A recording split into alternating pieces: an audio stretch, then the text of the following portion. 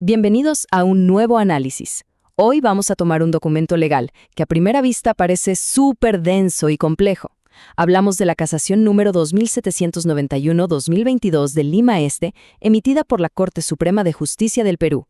Y lo vamos a transformar en un recorrido fascinante por un caso penal de la vida real. Es, la verdad, un expediente asombroso. Mezcla la crudeza absoluta de un complot criminal planificado en las calles con la precisión técnica de los tribunales más altos del país. Así que vamos a decodificar los eventos, desmenuzar las estrategias legales y entender la resolución final, basándonos puramente en los hechos crudos de este expediente.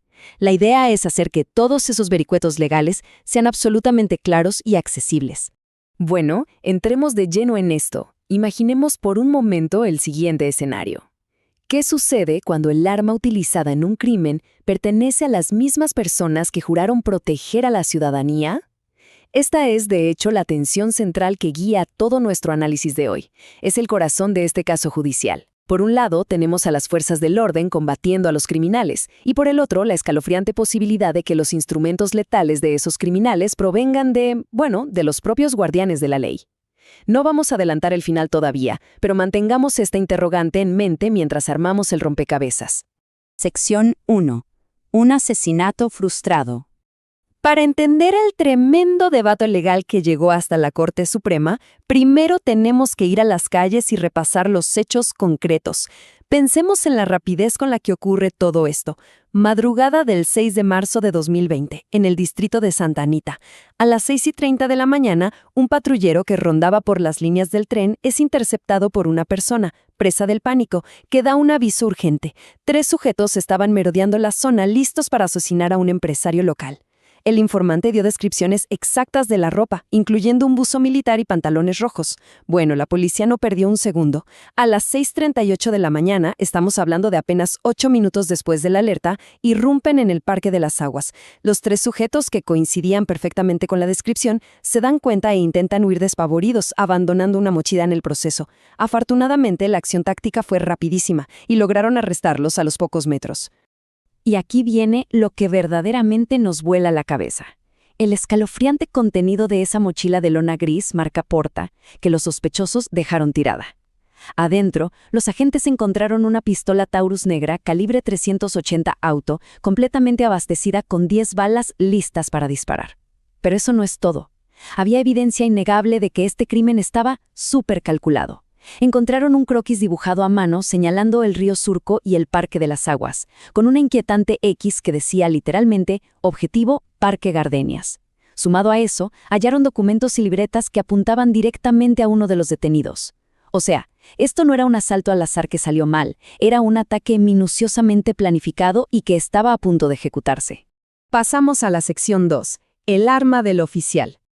Aquí es donde la historia da un giro total y pasa de ser un simple, aunque peligroso arresto callejero, a un escándalo tremendo. Tras asegurar a los sospechosos, las autoridades rastrean el origen de la pistola Taurus. Lo lógico sería pensar que era un arma robada o con los números de serie limados, lo típico del mercado negro, ¿no?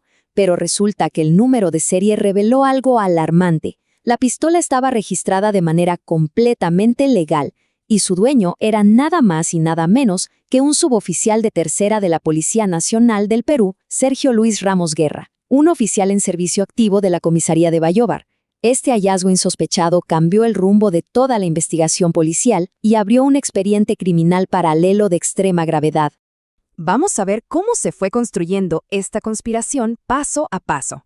Revisando los mensajes de WhatsApp de los celulares incautados, las autoridades descubrieron toda la macabra arquitectura del complot.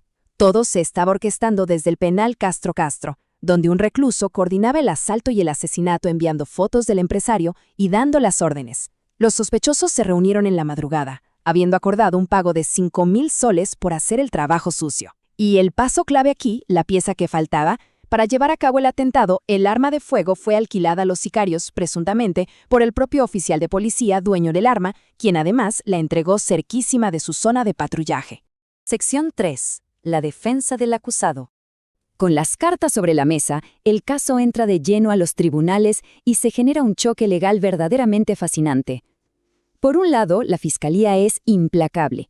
Acusa al oficial de poner en grave peligro la seguridad pública al alquilar intencionalmente su arma a criminales a cambio de dinero. Pero por otro lado, la defensa arma una estrategia bastante audaz, intentando usar la burocracia a su favor.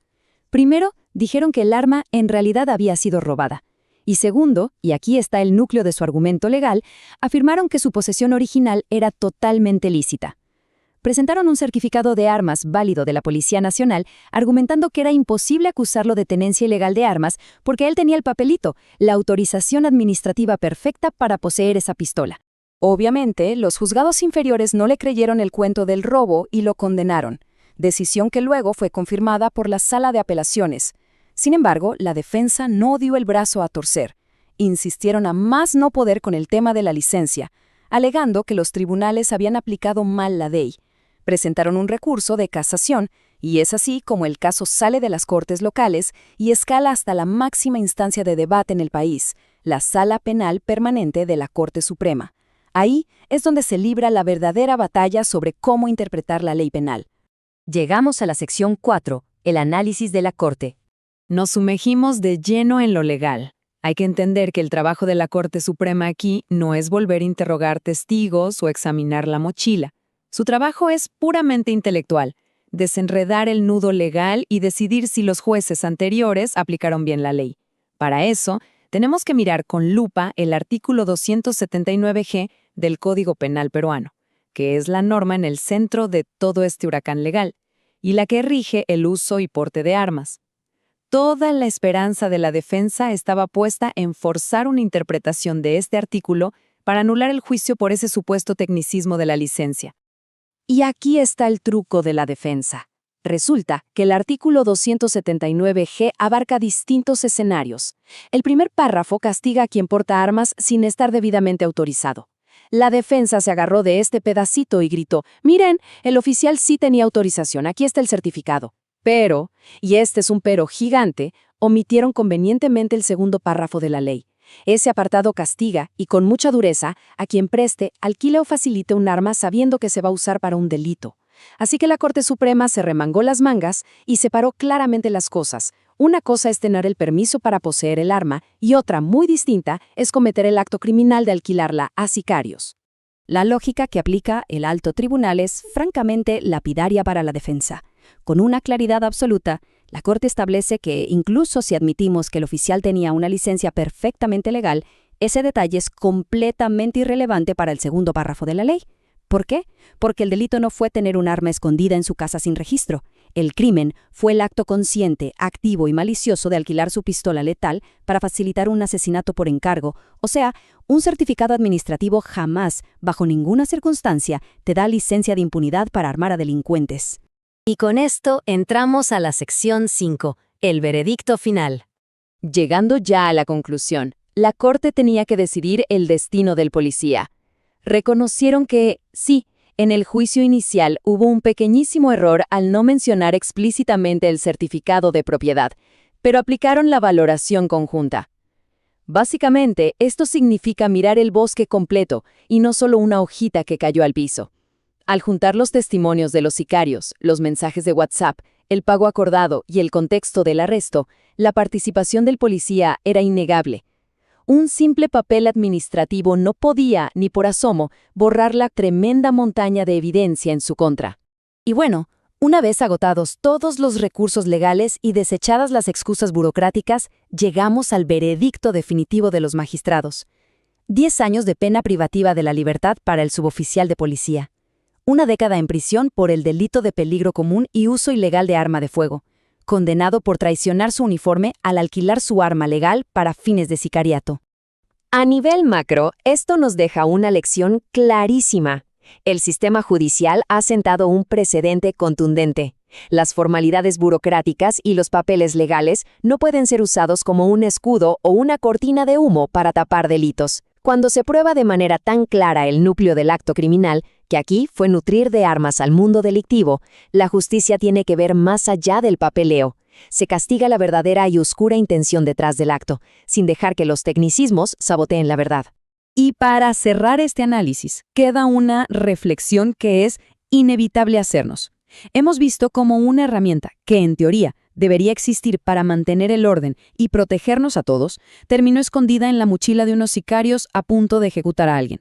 Si una placa policial otorga el derecho legal y exclusivo de portar armas, ¿cómo tiene que evolucionar nuestro sistema de justicia y de control interno para garantizar que esa confianza del Estado no termine armando a las mafias?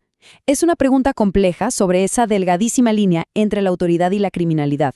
Una pregunta que este caso nos obliga definitivamente a no ignorar.